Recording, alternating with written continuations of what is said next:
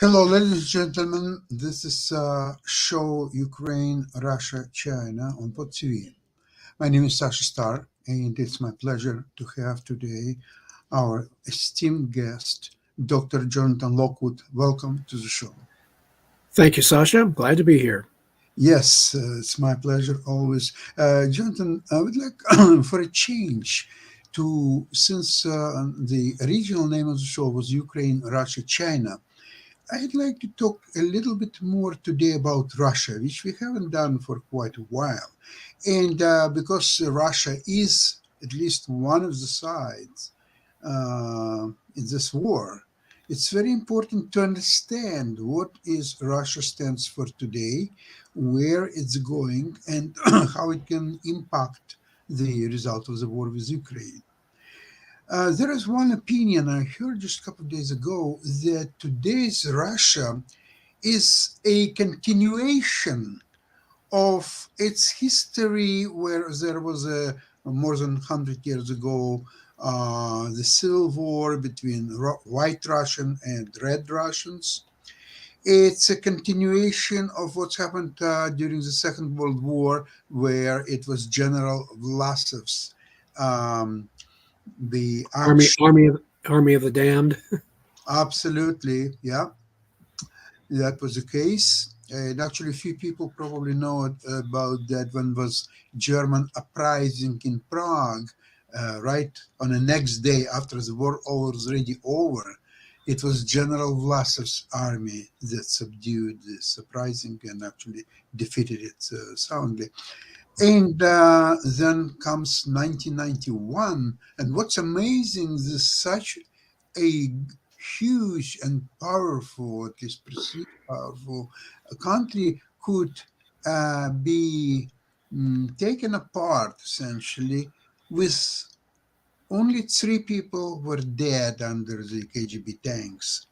Three people in such a country. If you remember what's happened in former Yugoslavia, it was much more tragic and impactful than what's happened to Russia. So, why I'm talking about all that is that there is a certain opinion which I don't. I wouldn't say that I share it 100%, but I listen to that the history of uh, mm, configuration Russia of a future is still not done. It started in around 1917 and it's still with on and off, still continues. And today, as we see these attacks of Russian um, patriots on Belgorod and Kursk, and they are with very small force, about 2,500 people or so. They are doing an incredible job, and now the question comes: who they are, what to do with them, how to treat them. You remember what's happened after Second World War with the army of General Vlasov. You remember the story of Cossacks in Linz in Austria when they were all given to Soviet Union forces and they all died.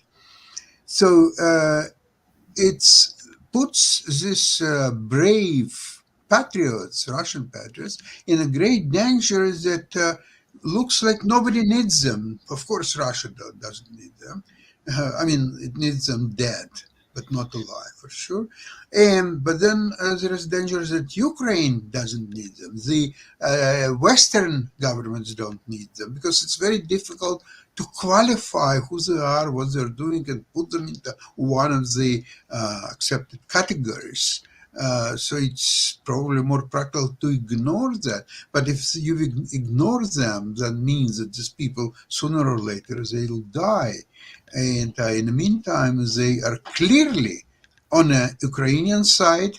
They are clearly helping Ukraine to defeat its horrible enemy. Jonathan, floor is yours. What do you think about this? Oh, my turn with a grenade. Okay. I'll toss that grenade over here.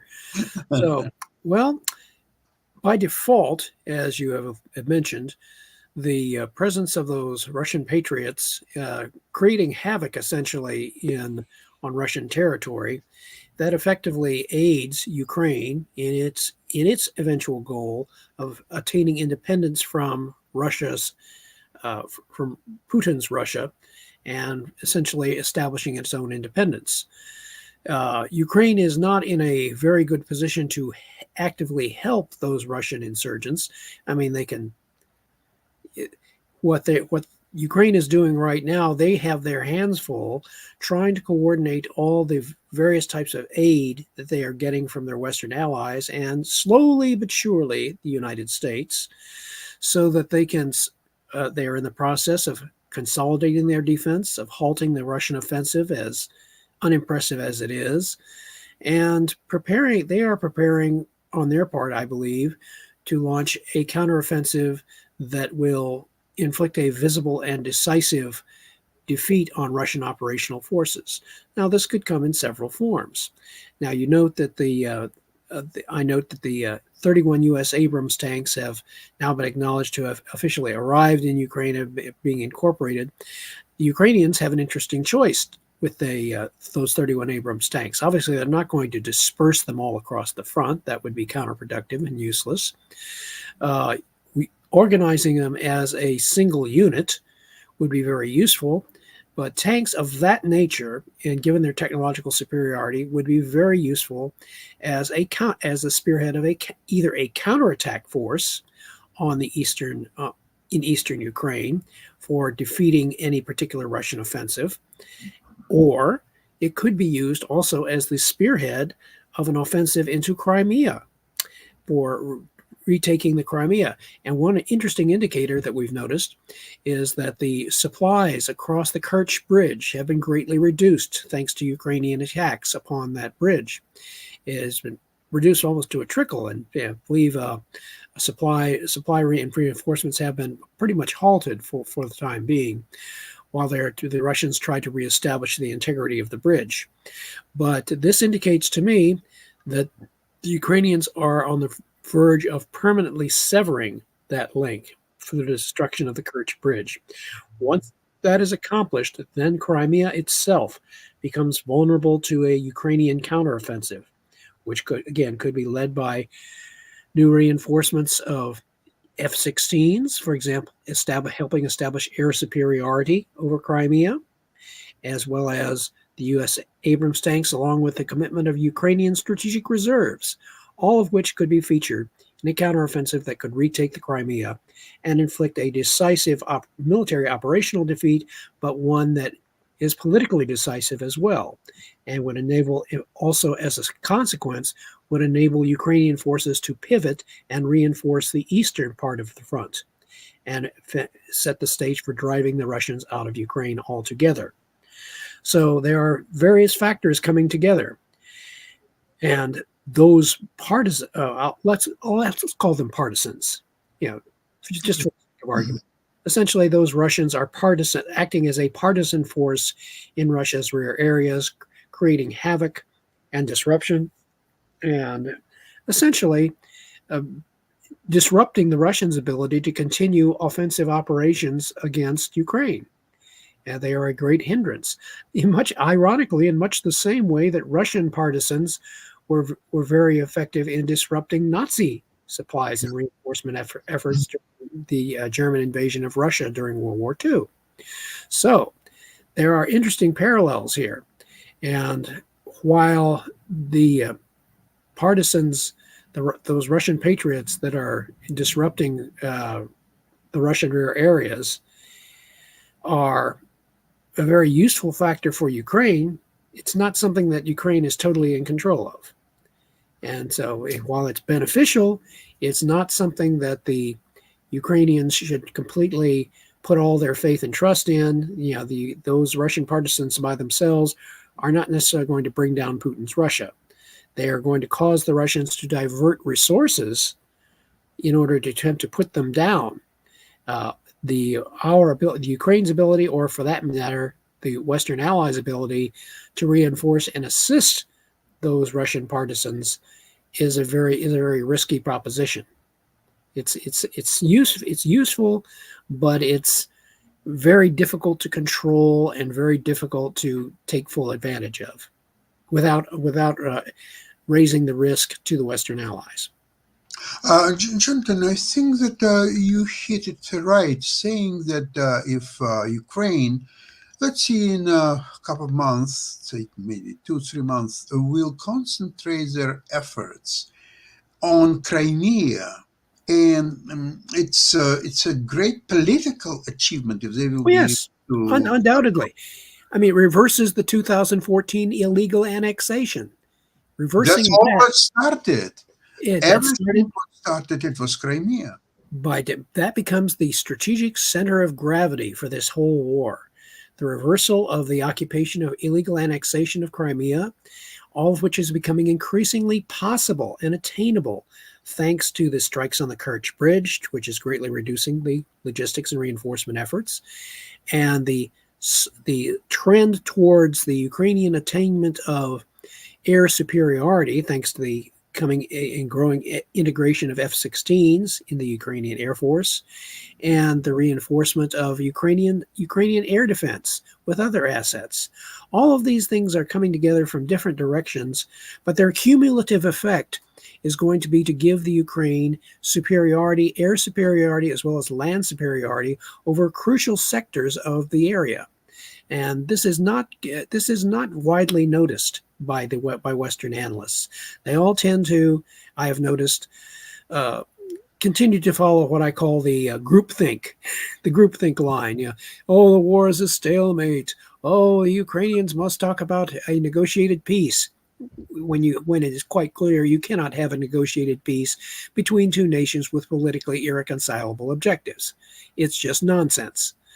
But what it most people are discounting is the possibility of the Ukraine delivering a decisive military counterstroke that throws the Russians off balance, embarrasses them politically, and changes the entire game as far as creating a peace that is favorable to Ukraine. And the only way that is favorable to Ukraine is if Russia is decisively defeated operationally, because as one or more observers have pointed out, echoing Winston Churchill, the one thing the Russians respect most is strength. And the one thing they have more contempt for is weakness. As they have nothing but contempt for weak, especially military weakness. So this is Ukraine's chance to essentially turn the tables on their Russian aggressors. And go ahead. Actually, I want to ask you a very interesting question. I had a while ago, a few weeks ago, I had one program when I was interviewed on another network about two-state solution in Israel and Palestine, and I was asked, what do I think? What is the likelihood of actual decision of two-state solution? I said that, look, everything is possible. Now, if you're asking me about percentage wise, okay, I'll tell you that I would say it's, if you're a pessimistic person, I would say it's about 1%. However, if you're optimistic person, then it's 1.5%. Okay. Yeah. It's illusion. So, Yeah. because Russia is standing by both of these conflicts, I would like It, to know what's likelihood of a peace between Ukraine and Russia and Israel and because here we have, Sasha, here we have two, oddly enough, situations that are very similar in one crucial respect. Both parties have, in both of these conflicts, have objectives, ultimate objectives, which are politically irreconcilable. As we know, we have noticed, the political objective of Russia is for Ukraine to cease to exist. Ukraine wants Russia to simply go away and leave them alone, so that Ukraine can be independent and prosperous and become part of Europe. Those two objectives in that conflict are politically irreconcilable and have to be decided by the military victory of one side or the other. In the Israeli Hamas and Israel, well, those two objectives are also politically irreconcilable, why it makes a two-state solution inherently impossible, because one party to the conflict Hamas, they desire the complete elimination of Israel. You know that song they're singing from the what how does the refrain of that song go from the sea to No, from river to the sea. from the river to the sea, Euphrates River to the sea. Essentially, they're talking about an area that is free of the Jewish presence. So, in that sense, you have and Israel, they are not going to give up their right to exist. So, if, as one observer pointed out, if the Arabs if the Arabs lay down their arms and cease fighting, there will be no more war. If the Jews lay down their arms, there will be no more Israel. That's exactly correct. Actually, if they really wanted peace, all they had to do is to release all the hostages, and that would be a good start Yeah, for. excellent start, a perfect start for an armistice, and really realistically, uh, the only way that there's going to be a lasting peace in that area is for all of the Palestinians in that area who insist on the destruction of Israel to leave, to go elsewhere, to be exported elsewhere, and establish a diaspora, if you will, elsewhere in some other part of the world, but not try to occupy the same land with a state that they are bent on destroying. That's why a two-state solution is inherently impossible and unworkable. And rather than Israel being forced to enforce its version of a quote unquote final solution, which would be horrific, but it oddly enough would solve the problem. But one state has to eliminate the other. Would have to have a Carthaginian peace, much as occurred in the Punic Wars between Rome and Carthage. You know, Absolutely. Carthage was eliminated as a nation state. You see, Jonathan, final solution has connotation with what Germans actually. Yes, I know that's why I And try to avoid yeah, that kind of I know, wording. because it's a substantial difference is that while Germans wanted simply eliminate Jews, now you have to admit the Jews never got any hostile action against Germans uh, prior to Hitler or during the Hitler regime, so on. So it was absolute incredible. I don't know, just. Uh, Thinking of Hitler, of deciding the problem. And he was some maniacal about this elimination of Jews in Germany. He was even the one time he had a plan to put all these Jews in Germany on ship to bring them to Madagascar in Africa and leave them there. So that would not decide final solution elimination of Jews, but I mean to removal Jews from Germany, if that was his desire. But I think he went farther than that, because when he was killing millions of Jews in Auschwitz and Treblinka and other concentration camp, and even there was one uh, it was basically um, elimination camp in Birkenau, which was about 800 meters from Auschwitz, which I visited a few years ago. And Birkenau was not concentration camp; it was elimination camp. So whoever would arrive on a train to Birkenau was killed almost the next minute or half an hour or whatever time. There was no even living quarters for Jews. They were just simply gassed or eliminated by other means. Now, on the other hand, the Jews in Israel, the whole purpose of Israeli um, country or government is protection of Jews, and not only Israeli Jews, actually any Jew around the world has an inherited right to come to Israel and stay. So essentially, as I said in that program, Hamas made a great dent in Israelis' purpose of existence, that here they could not defend and protect Jews on Israeli territories. So right now, Israel has to fix that dent. And the only way to do it, of course, is elimination of Hamas. And then you can put something else and so on. But you see the problem, I'm very skeptical about, okay, all the talks that Qatar and some other wealthy countries, they will rebuild Gaza and they will make a peaceful country and so on. Gaza is receiving, of course, Hamas, not really Gaza, Hamas, receiving from Qatar $100 million a year.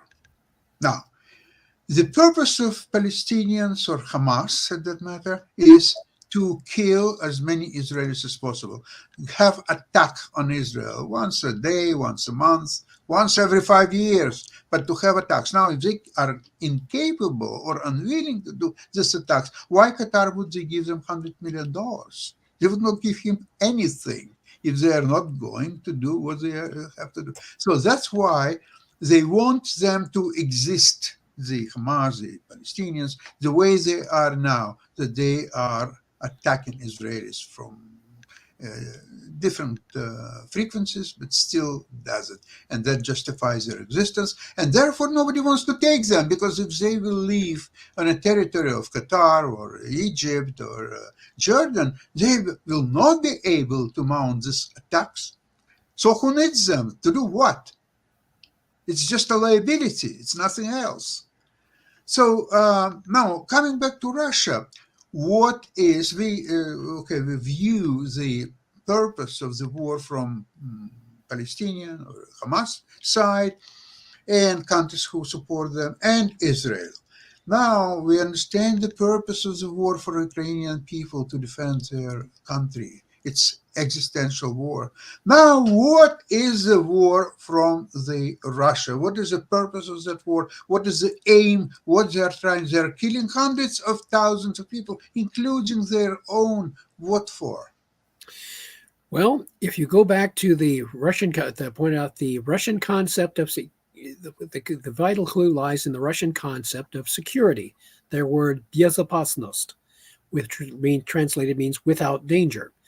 That term of security is a more absolute defining of security. It means that the neighboring states of yours do not merely have to be friendly to you or subordinate to you, or they must be rendered impotent, on the verge of elimination. That is what the former Soviet Union, had in its Warsaw Pact allies. They were largely subordinate. They constituted the buffer states between Russia proper and they were the empire that sort of a cover set of states against the expansion of NATO. Well, once the Soviet Union collapsed and all of those former Warsaw Pact allies decided to join NATO, now all of a sudden, from the Russian perspective, oh my, that now the existential threat has come from the expansion of NATO, so that and from the Russian perspective, in order to preserve its own existence, it has to eliminate the threat or neutralize the threat that they perceive to their west. The book, I would recommend to you the book Prisoners of Geography. Look that up, and it points out the historical problem that any ruler of Russia has faced throughout its history, that the essential invasion routes come from the west, and in order for Russia to be secure in its absolute sense, it has to be able to neutralize the threats to its west, because it has been invaded numerous times in its history. In this case, Putin is trying to reestablish a Russian empire within his lifetime, however long that is remaining. But he wants to be remembered as someone who restored the Russian Empire, restored Russia to its own imagined version of greatness. And central to that goal is the maintenance of Russia as a nuclear power. The Russians have essentially been doubling down, if you will, on their nuclear arsenal or their perceived nuclear arsenal as their main means of political leverage against the West and the main means of establishing Russia as a great power, as I've quoted several times before. Boris Yeltsin's comment in 1994. The only reason Russia is considered a great power is because its armed forces have nuclear weapons. And that was greater honesty than we have heard from many a Russian leader in quite a long time. But that is quite true. And therefore, that reveals the crucial weakness of the Russian leadership. It reveals the one thing that they fear more than anything else is that they fear the potential of American technology in conjunction with its NATO allies to eventually neutralize the one thing that makes Russia a great power in its own perception, its nuclear missile arsenal. That is why they oppose any effort whatsoever to establish ballistic missile defense or improve it in Western countries, and especially in its NATO allies. So the key strategically for the United States is to adopt a strategy of asymmetric response. When you are confronted by adversaries with nuclear arsenals, the answer to that is not build more nuclear weapons. It does not do you any good in deterring your adversary. The key is to create an asymmetric response in the form of increased ballistic missile defenses with an improved U.S. Space Force as its centerpiece, with a space fleet that is armed with lasers capable of shooting down nuclear missiles in their boost phase, which is the easiest way to stop a ballistic missile attack. Once that is done, you have neutralized the central pillar of Russian foreign policy and any military aggression. And by extension, of course, you neutralize the Russian nuclear arsenal with a global BMD system. You also neutralize China, North Korea, Iran, for that matter, any nuclear state that seeks to use nuclear weapons as a means of achieving great power status or of using it as a means of political leverage to attain its foreign policy objectives. That is why this strategy is very that I advocate is so crucially important to the long-term security, not just of Ukraine, but of the West in general. And again, getting back to the central conflict between Russia and Ukraine, it all comes down to the Ukrainians being able to skillfully exploit, to the best extent they can, the various types of aid that they have been receiving, albeit in an unorganized and unplanned fashion, a series of ad hoc responses, to be able to incorporate those and craft a well-timed counteroffensive within the next 2 to 3 months that will totally throw off any calculations of the political leadership in both East and West. Excellent. Jonathan, before we finish our program today, I would like to come back to the very beginning of the program and mention that Russian force that is now fighting in Belgorod and Kursk. This is very significant because it apparently defeats the Yeltsin saying that Russia is considered a great power because of the nuclear arms, and Biden and others afraid of escalation because Russia may use its nuclear arsenal. So if neither Kiev or Western countries are helping this the partisan movement, and they are successful in going farther and farther, Russia cannot use its nuclear arsenal on its own territory.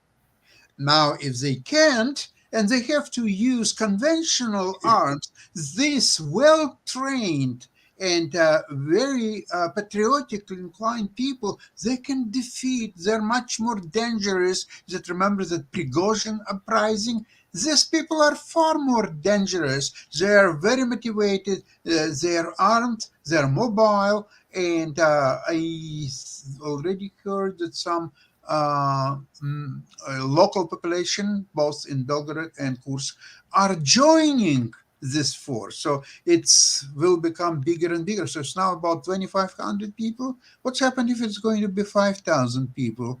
10,000 people is not out of hand. And what Russia is going to do then? What's your opinion, Sean? If that partisan movement continues to grow and continues to be more effective, eventually the Russians are going to be forced to halt or greatly curtail their offensive operations against Ukraine, such as they Sure. are. They will be forced to curtail. They will be brought to a halt. They will be forced to divert military forces, significant military forces, internally to defeating the partisan movement within its own territory, and that will cause that will take the pressure off Ukraine Yeah. to a large extent. Take the pressure off of them, allow the Ukrainians to rebuild, to build their military forces, integrate the reinforcements of new types of weapons and supplies, and put Ukraine in an even better position. What the partisans are doing is they are creating conditions that will distract their Russian aggressors from further aggression against Ukraine, but also set the stage and the opportunity for the Ukrainians to deliver a decisive military counterstroke, such as I have mentioned before. They have several options. If they succeed in doing this, the Russian Ukrainian war will come to a halt much faster than anticipated by anyone in the West. Also, don't forget that it's all watched by other regions in Russia. What about Caucasus? What about Yakutia? What about the Far East regions like Vladivostok and That could lead to insurgent movements in those countries for absolutely? breaking from for break to insurgent movements, which would further distract Russia and force them to concentrate internally on their own problems. I'll tell you, for example, if you look at Far East Vladivostok region, they're far better off to keep by China and trade with China than to be part of Russia.